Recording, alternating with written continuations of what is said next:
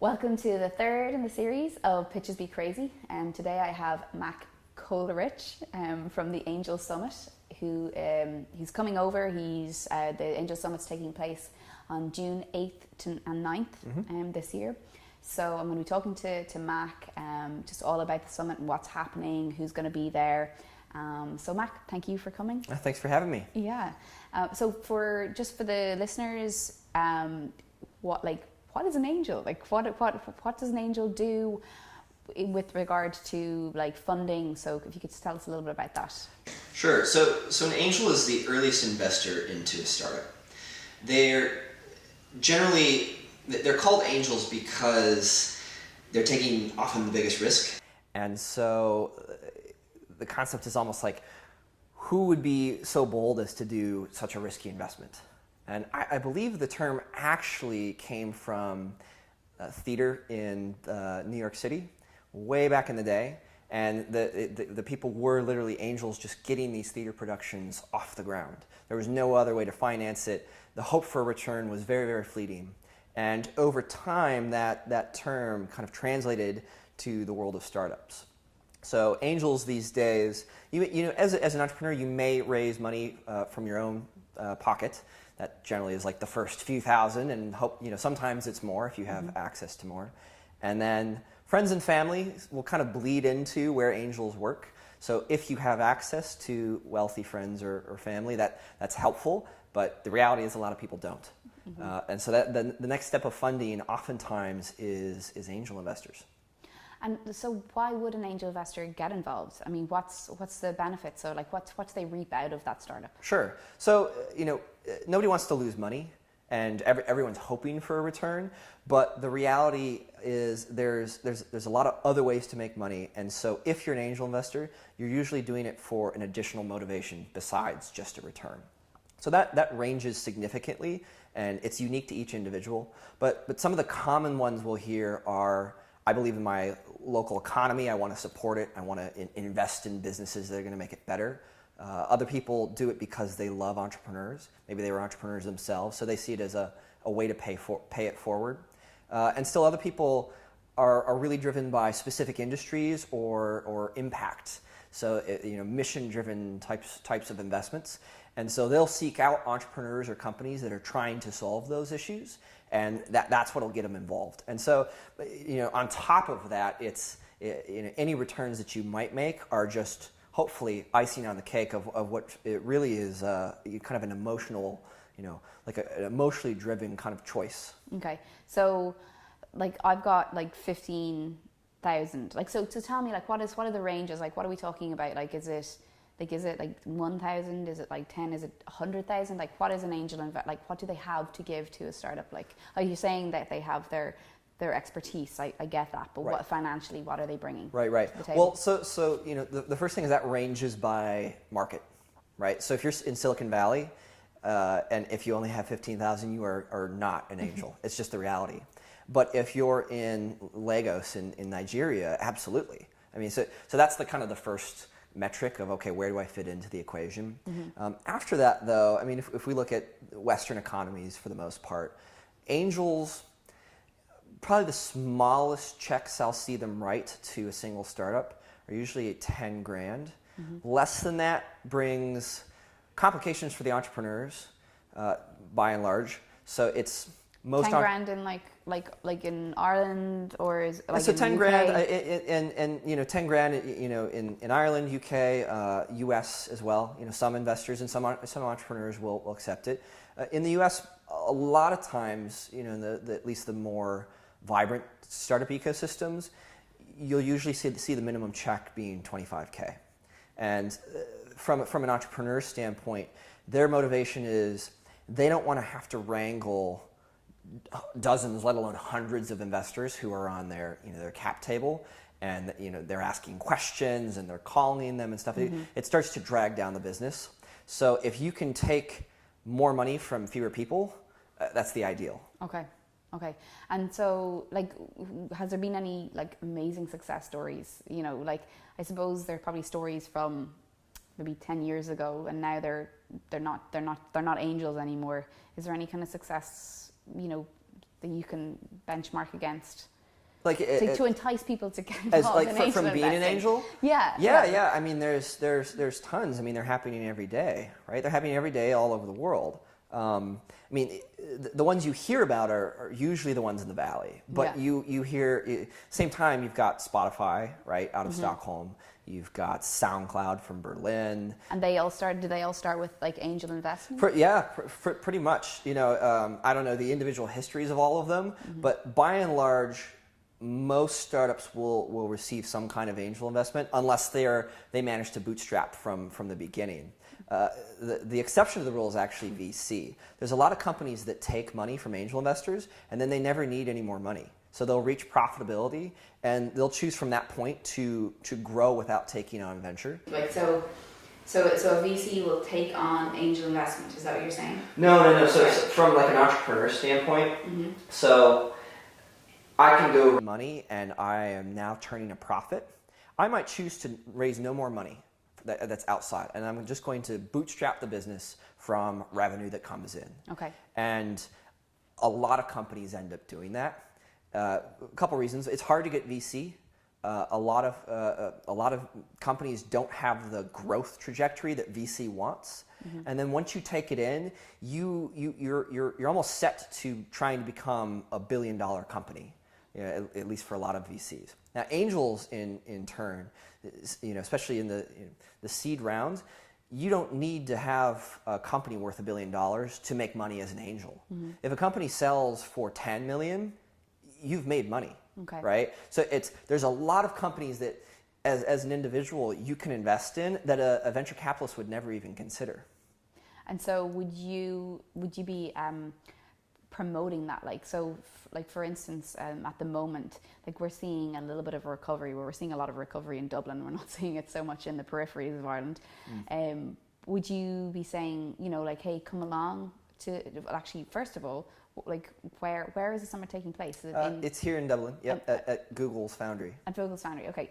So, would you be enticing people to come in and let's just say they have savings of some kind, whether it's 5 or 10 or 15, 20.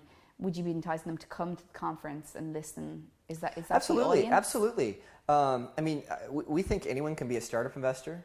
First of all, there's a lot of ways to invest. So there's capital, of course, but you can also invest your time, your networks, and your expertise. So we believe like anyone can really become a startup investor.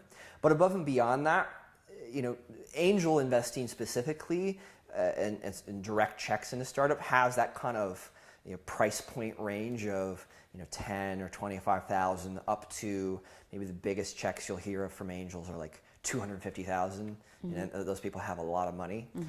But outside of that, there's a lot of other ways to invest capital.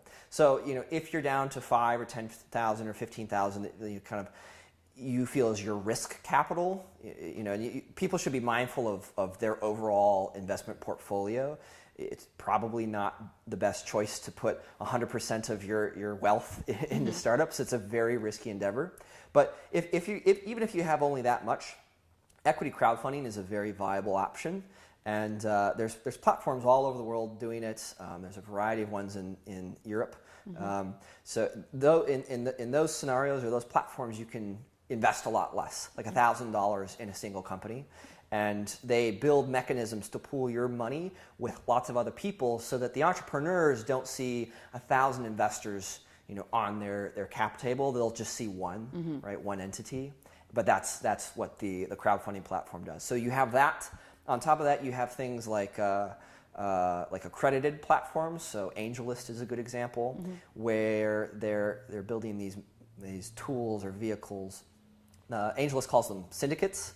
So that's a way to basically follow somebody else who actively is an angel investor in startups. And then when they find a startup, then they write a check to them. You can invest alongside for a low dollar amount. Okay. And that's a little bit more, generally ranges from $2,500 to $10,000 in a single startup. But it gives you a range in which you can work. Okay. That's so Gil Dibner, I think he does that. Do you know? Oh yeah. I think he's the most active person on AngelList, actually. Yeah. Because I've looked into it and seen, like how does it all work? Absolutely. Well, there's a lot of other platforms rolling similar types of mechanisms out. So I think over the coming years we'll see a proliferation of that, and that's going to basically democratize the access to startup investing and startups. Yeah, because I think that's one of the main issues in Ireland. Like a lot of people in the past, when they had money, they put it in the bank. And it's a little bit more exciting, and people can just go out there and see what companies to invest in, and it's just more exciting. It's energizing. It is. It's interesting. You're if you invest in a stock, great, but you're never going to touch it unless you go buy Coca-Cola, right? Yeah. If you invest in a company, you can a startup, you can have an impact. You can see it in your neighborhood. You can build it into a reality, and it's just so much more rewarding. Yeah. And so is this summit then your first one, the first one that they put out, or have you done some this year already? This is our fifth one, I believe. So we did one last year for Europe, kind of the Europe region. That was in Madrid, and we actually are just coming off of our first Americas summit. Mostly Latin America, but we brought some Canadians down as well. Okay. And that was in Miami just a few weeks ago. Okay, and how did it go? What was the take-home message from it? Or? It was great. There was a strong Cuba theme because so much is going on in the U.S. with Cuba relations. So we actually announced something called 10by10kcuba.com, which is we're basically bringing together a bunch of accelerators and universities and large tech corporations to donate resources and tools and products to some top Cuban entrepreneurs. Okay. So that's going to come to fruition over the next several months. You can't, given Cuban law and U.S. law, you can't actually invest in the companies, but you can provide a variety of support. And I'm fascinated, is Cuba, is there a university, are there really good universities there? Yeah, there's actually some there's great ones. There? Okay. Yeah, surprisingly. Literacy rates 99%. They have great engineering schools. They just don't have the full economy to support all the injection of capital to try and get it up the ground. Wow, that's really great. And so, what's your background? Are you an angel investor? So a little bit, I would say I'm much more of an entrepreneur. My background prior to Startup Angels is I started a couple other companies, actually in the event space, built event software, PR software, and strongly involved with Startup Weekend and that community. So that was actually really my first taste of entrepreneurship. I attended a weekend, and I was hooked. Yeah. So attended a few more, started organizing, facilitating, and eventually I met my business partner, Leslie. Okay, great. The Startup Weekend is an amazing endeavor where people come together. Just for listeners, they know where their best ideas, is the best top 20 ideas or the best 10 ideas? Every weekend's different. Okay, well, and then over the weekend, then they have to hack it out. Yeah, 54 hours. 54 hours to build as much of a business as you can possibly do. And the motto is no talk, all action. Yeah, well, I actually love to take part in one of them. So I'm a startup and I'm looking for angel investment. What would be your advice to seeking out that correct angel investor? Well, so the first question I would ask you is, are you really ready? Have you made as much progress as you can on your own capital before you go out looking for investors? From there, there's a lot of ways to approach it. Fundamentally, you need to find people who invest in your types of business. So that's industry and business model, fundamentally. So you can't just approach anyone on the street, of course.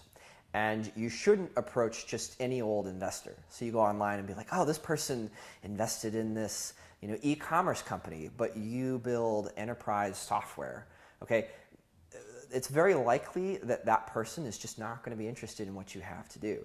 So you have to tailor your ask and hone in on the individuals you're looking for. That's probably the most important thing. The other important thing is to think through, to the best of your abilities, the motivations of that angel. So we talked a little bit earlier about why people invest. The more you can understand that, the more you can ask around with other entrepreneurs, hopefully entrepreneurs that have raised money from this person. the better sense you'll get of what motivates them. And that may be antithetical to what drives you. So if that's the case, you don't really want that investor.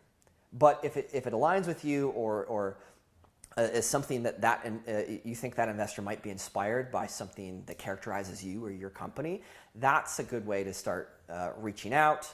And it's a good angle to look for when you start to build a relationship with that person. Okay, and so after, if you're trying to create a place for, these startups to meet these angel investors, right? Because, well, the angel investors are going to be learning what's happening in angel investment.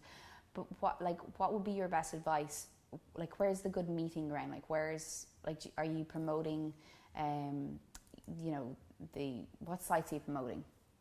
So, it's hard, right?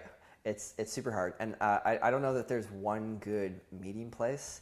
When physically, a good place is events, and you're only going to meet a small portion of angels. Unfortunately, you're going to meet a lot of entrepreneurs though, and a lot of angels want to be introduced to new potential deals via past potential deals.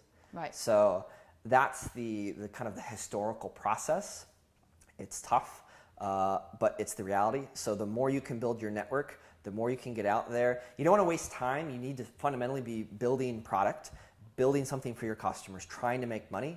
But at the same time, you have to be building your network as well. So that's probably the best solution out there in reality right now. And on top of that, yeah, there's all these platforms, and they each has their pros and cons. But if you're going to raise a seed round, it's pretty hard to approach one of those platforms without already having some angels that are committed to you for your round. You want to go to these platforms to fill out what you're fundraising, not to kick it off. Okay. And I think I suppose it's kind of going to a past kind of question.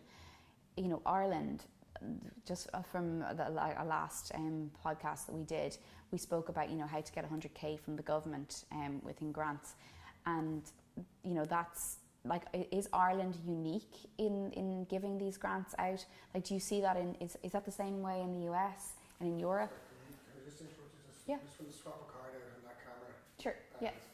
Cool. Just just that question, yeah. Just take it up from that question. Yeah, cool. Okay. Do I need to? No.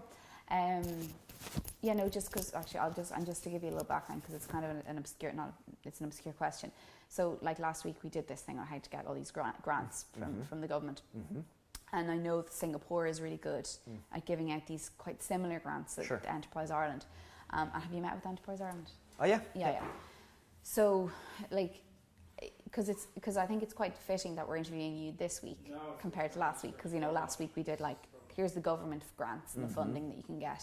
Now, and here's the private sector side. And here's the private sector side. Yep. So I suppose that's the kind of cool. So stance the next step. That's the kind of question I'm asking. Yeah. Yeah. Totally sticking up. There's something about Mary right there. Something like Mary. Except it's not cum, it's white wine. Sorry. Edit that out. Oh, we're still rolling. It's only one camera turned off. This is all go.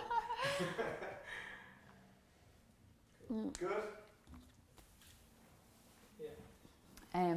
So in Ireland, where last week we did a podcast about how to get 100,000 euros from the government in grants in different stages now, and I know in Singapore you've got quite a similar system.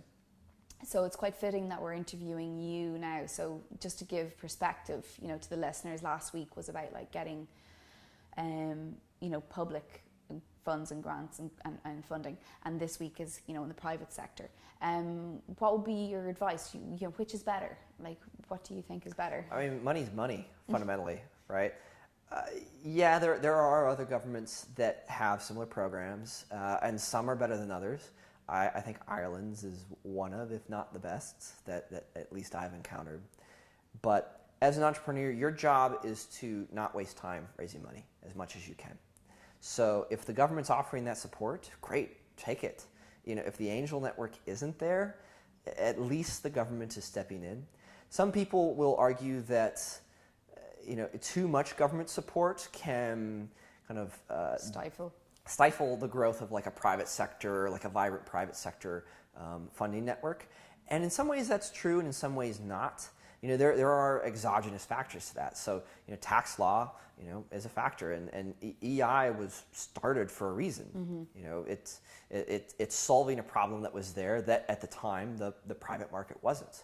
So I think over time you'll see a growth in more angels, and it's quite possible that as that community grows here in Dublin and Ireland, that the government will choose to back off a little bit, but fundamentally, to a founder, cash is cash. Yeah.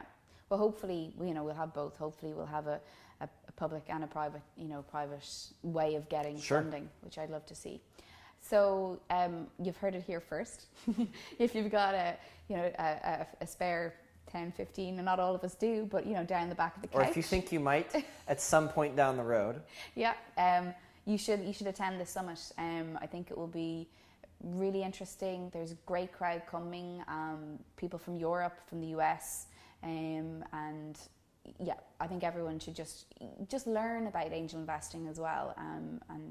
So thanks to Mack Kolarich for coming and speaking to us about the Angel Summit, and Tribal VC again for letting us record here tonight. Okay, great. Thanks everyone.